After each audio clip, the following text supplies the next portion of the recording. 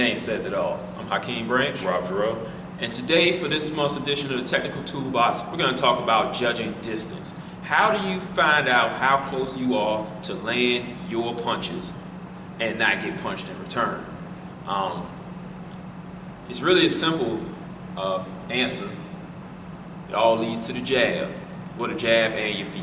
So we're going to give you a few pointers on how you can set your jab up to judge your distance and set up your other punches and also your feet. So we're going to do a little zoom here. Wrong way. Bam. Let's get back here some. Now, when you are in there with your opponent, you guys are squared up, you're trying to do your thing. The first thing you want to do is you want to throw your jab, find out how far away they are. So Rob's going to throw a jab, see how far he is from you. Now, when you're doing this, you see a lot of guys doing it, they call it a rangefinder jab. It's not going to be as hard as your typical jab. You just want to see if that guy's close enough for you to hit him. So Rob's going to show you that again. It's a real quick, just a tap, just like, hey, is he close enough? Is he not close enough?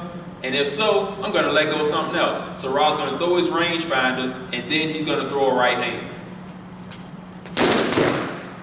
See that? He threw his jab out real soft just to see like, okay, I think if I throw this right hand, I'm going to touch him. So he stepped in really soft and then threw his right hand.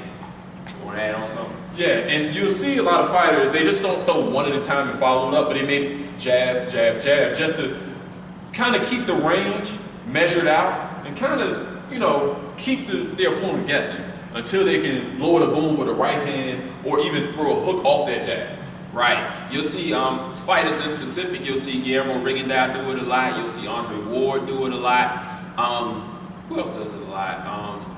Danny Garcia does it now and then with his jab as well.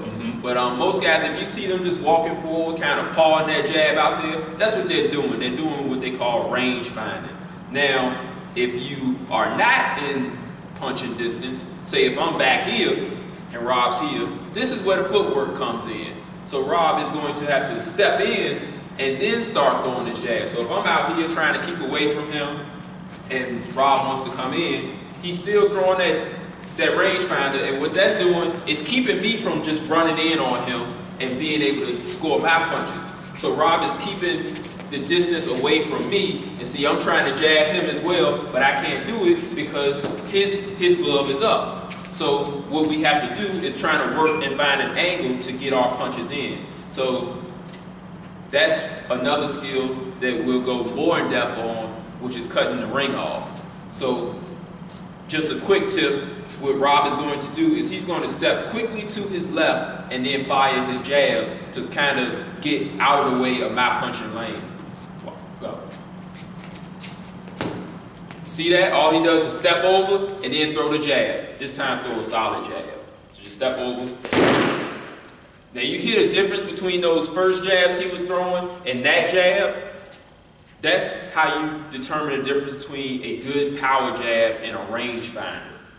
Not only that, I mean, when you throw those jabs, you can also follow it up with that stiff jab and, again, throw a left hook or a right behind it. So you're pawing, and then you can see someone like Andre Ward really step in and throw that jab either upstairs into the body and then follow it up because he's stepping into that wheelhouse. Right. You don't want to sit there. Once you get that distance, and keep in mind, unless you are a very tall person, like you see the height difference between Rob and myself, 9 times out of 10, if you can hit that person, they can hit you. So when you're throwing those rangefinders, you definitely want to know what you're going to do afterwards. You want to either throw, like Rob said, a hook or a straight right hand, or uppercut, any punch. You want to be ready to work once you start finding that you're getting within that range. Anything else you want to add? No, I mean, again, the jab is a great tool, especially the rangefinder, because like I said, it keeps your opponent guessing. It brings you to a range where they may not even be comfortable with. Some pressure fighters will throw that rangefinder while constantly closing the distance in on you, right? Or even cutting off the ring. Yes. So in summary, if you want to find out how close you are, let's move on up, how close you are to land a punch on someone, use a jab. If you want to find out how far they are from you, use the jab. You guys notice a pattern here? The jab is the most important punch that you will use in boxing, and it's a multifaceted tool that every boxer needs to use in order to become the best at their craft. That's it for this episode, guys. Thanks for watching. Leave any feedback below. If you guys have any other questions, same thing, hit us up in the comment section. You can see us on Facebook, Capital of Combat, Google+, same name. If you guys want to hit us up in the emails, capitalofcombat@gmail.com. We can get you in the combat mailbag. Once again, thanks for watching. We'll see you in the next episode. Peace. This is round one, and you've already lost. They don't seem to see that everything we've done is coming and gone. My fists are on fire. I perform till I perspire. My demons are in a rage. Keep thinking that it's a game. I kick crime, hurricane. I told them I don't play. I'm liquid. Black Street Fighters.